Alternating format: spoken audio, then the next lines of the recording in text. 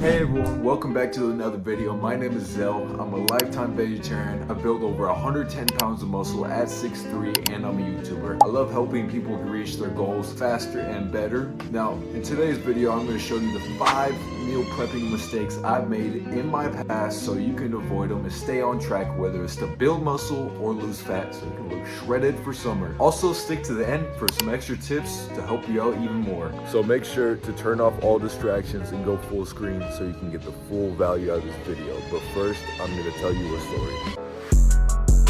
So I'm a lifetime vegetarian. I've been going to the gym for the past, I would say 3-4 years, and I've built over 110 pounds of muscle. But when I first started, I was a little fat kid and I was always looking the wrong way because the way my body felt. I felt very depressed at that time and very, very insecure. And growing up as a vegetarian, I was always told to not eat too much protein. I know, wild. Because their explanation was my body would just flush it out. But all I wanted was to lose fat and build muscle. And to feel good about my body and to look good without a shirt. So obviously I picked up a training program and I looked up online. Actually, I learned how to do meal prepping with high amounts of protein on YouTube. And honestly, it just didn't work. I went into body scans and it showed me the opposite results I really wanted to. I wasn't building that much muscle and I was just building a lot more fat. And it also felt like other people were surpassing me. And I kind of built a belief in myself that people that eat meat were just going to be better than me athletically all the time. Whether it's lifting weights or jumping higher or whatever it is. I just built that belief that they're probably superior because they eat meat. And then after like countless Sundays meal prepping for the week, I just thought it wasn't worth it, Then I saw a video on Mike Israetel. He's a pretty big YouTuber on YouTube for the fitness space. And I felt like his advice for meal prepping was very valid and actually made a lot of sense. So I went all in, started digging through every single piece of advice he ever gave, and then some more. Then I applied everything I learned and I threw out everything that wasn't working. And I kept up with the meal prepping, designed a way to meal prep with high amounts of protein for bulking, cutting, doesn't even matter. Now, I used to be about 220 pounds. I'm still 220 pounds. But the difference is I'm 15% body fat now. And that's like when it hit me, That's really when it hit me, when I started surpassing my friends who eat meat, that it doesn't really matter what you eat as long as you do it the proper way. Anything is possible. And looking back at it, I wish I could have avoided these 5 mistakes. Really would have propelled my my gains and my progress a lot sooner. So that's why I'm making this video. So here's the 5 mistakes you're making while meal prepping as a vegetarian. Number 1, not getting enough protein in your diet. Now, I've stressed this a lot. I think almost every single video I've said the same exact point, but it's so important that me stressing about it every video hopefully will incite some change. And the reason why I say this, my father, God bless him, he's still alive. Don't get it wrong, he's still alive. God bless him. From the years I've known him, I've seen a very high carb diet from him. So very heavy in carbs like rice, spring rolls, whatever you can think of, quinoa, even though it has some protein in it, quinoa, things like that. But by no means is he fat.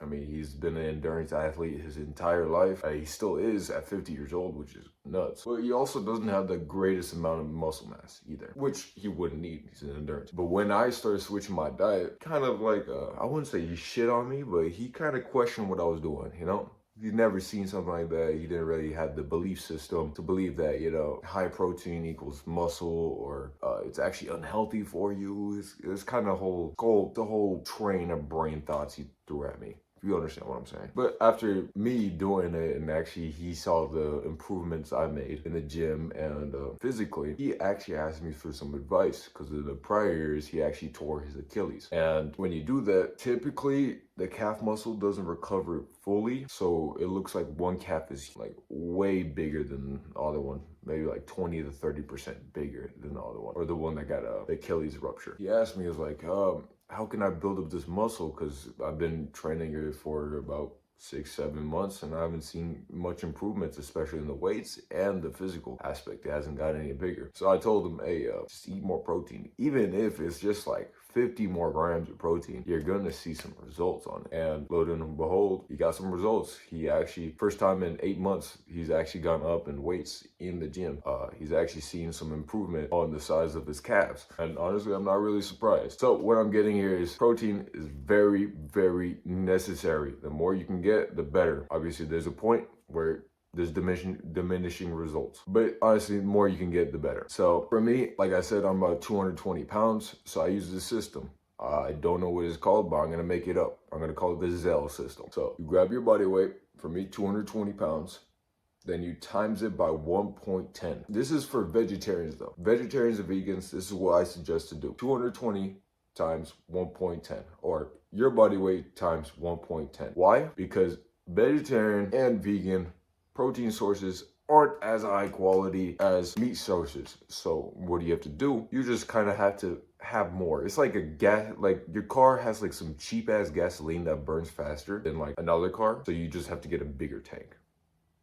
I know that sounded kind of weird, but that's essentially what we have to do. So what I suggest, so for me, like 220 times 1.10 be 242 grams. I know that seems like a lot. It is a lot, but if you're like 180 pounds, it shouldn't be a problem. That should be around 200 grams of protein per day. That is whether you cut or bulk. That is the mark you're trying to hit every single day to optimize everything you can do, and you're gonna see great results. Let me tell you, you're gonna see great results. You're gonna be able to take off your shirt, whatever the fuck you want to do. It's gonna be great.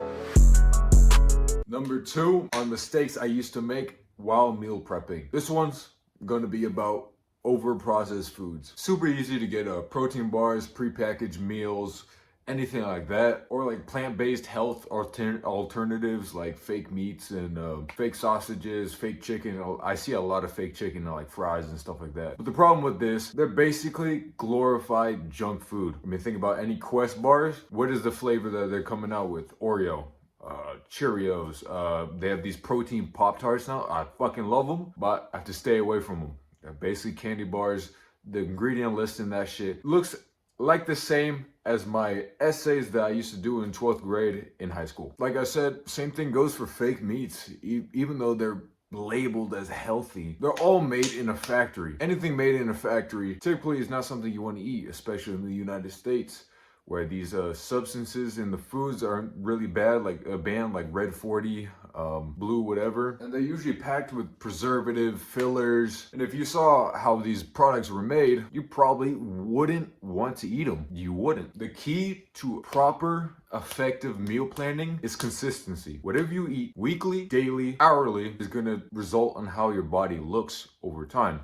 So if you're feeding yourself junk, your body is gonna look like junk. So focus on finding minimal processed foods. Obviously, you don't want to be spending a fuck ton of money. I just realized that and put that away.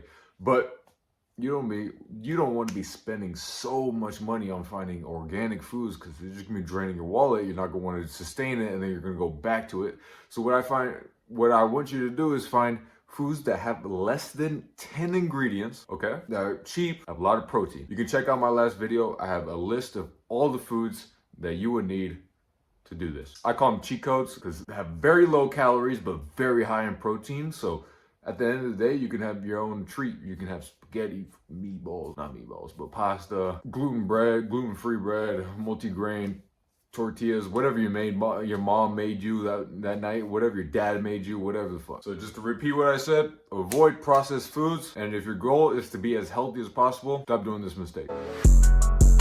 Number 3, not rotating your protein sources. So the problem I see with most of these videos on meal prepping and stuff, that they use the same 1 to 2 foods every single day, or 1 to 2 protein sources every single day. Now the problem with that, most vegetarian foods don't have all the amino acids needed to create muscle or lose fat. So the 4th mistake I used to make while meal prepping was using plastic containers. Let me explain. There are multiple scientific studies that show that they found plastic in men's testicles. I know, crazy. And this is the result from our food being wrapped up in plastic. And let's say if you heated your food in plastic, okay, the plastic actually goes into the food even more. So if you don't know what plastic does to you, basically it disrupts hormones. It does a bunch of terrible shit for you. And over the long term, it's going to hurt your health and reduce your gains. If you don't have the amount of testosterone that you need to build muscle, you're not going to build any muscle. It's like a dirty, so plastic, to give it a better sense, when it's touching your food, is like a dirty toilet seat. You don't want to touch it, so why would you let your food touch plastic? So I suggest, especially if you're heating up your food, which is the worst, do not do that. Do not heat any food in any kind of plastic container, plastic bowl, any plastic cup, and any plastic utensil. Don't eat from it. What I suggest you doing is getting some metal containers or some glass containers. Make sure the lid is, well, the size don't matter where you click it. You know what I'm talking about? Where you put the lid on, you click it. That doesn't matter as much as long as the food is not in direct contact with the plastic. So that's the fourth mistake I've been doing previously. I just learned this recently, which is quite scary. I've been doing this for like 2 to 3 years. So yeah, I might have some problems down the road when I'm trying to have kids. Number 5. The fifth mistake I used to do was skipping texture and umami. Umami kind of is like a Japanese word for basically taste, savory, sweet. There was a lot of words. If you really care, just search it up. But when I first started, I thought that I would have to sacrifice the things I really like, foods that really taste good to me, for the body I wanted. But later learned that is farther than the truth. But then I learned it was very far from the truth. Like any white person, including myself, I learned about, seasoning and texture and all these things. And that made me 100 times more consistent on my meal prepping and my meal eating, like eating the meals consistently instead of skipping out and going to a fast food restaurant or whatever. It made me 100 times more consistent. This is pretty basic. I mean, if you're eating the same meal and you don't even like it, then what's gonna keep you consistent? Eventually you're gonna have a day where you're just having cravings and all these things, and you're gonna say, F it. I'm just gonna go to a fast food restaurant. I'll make up the macros when I go home. And you get home, you miscalculated the macros, and you ate over or under. It happens. So what I suggest you doing is really finding recipes that you really like. Buying seasoning, cooking your food a different way every week. Say, you really eat a lot of rice, for instance. So this week you have white rice, next week you have brown rice, or this week you have white rice, next week you have fried rice, switching it up.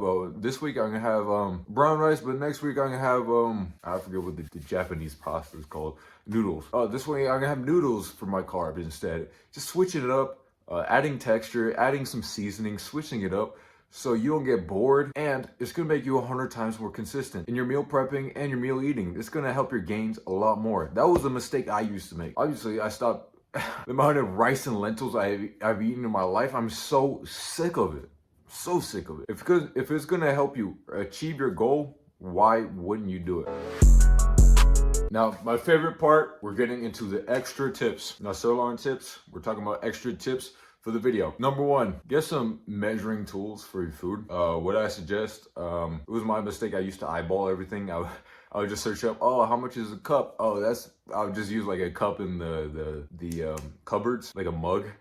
Just measure everything from a mug. Didn't really help, wasn't very accurate. So what I suggest you doing is getting like some metal measuring cups or a scale to really measure out your food so it is as accurate as possible. And number 2, getting a solid workout plan and doing consistent. The only reason I'm saying this, I have some workouts down below. I'm not sponsoring them. I don't sponsor this app or anything. You're just gonna have to download an app, click on the link, and it's gonna give you a full push-pull leg split for the gym. And I might drop down the calisthenics if you guys drop down a comment. But that's it for the video. Like and subscribe. And drop down a comment. What do you ever think? I love to have conversations with y'all.